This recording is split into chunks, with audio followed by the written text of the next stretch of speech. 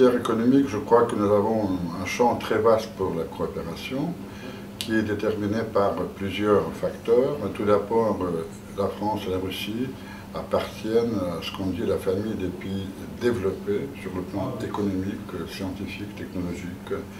Nous avons la main-d'œuvre très qualifiée, nous avons de très bons ingénieurs. Alors, la Russie est très riche en matières premières, mais pas uniquement.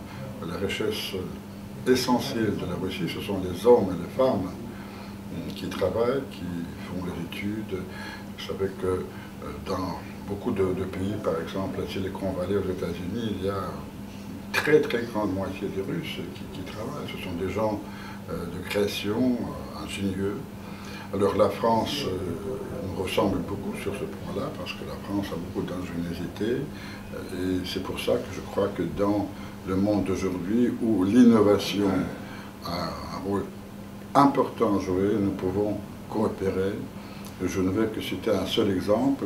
Par exemple, Airbus, que vous connaissez tous sans doute, a un bureau d'études à Moscou où travaillent 230 personnes russes qui travaillent sur tous les programmes d'Airbus. C'est un exemple, un seul exemple, il y en a d'autres.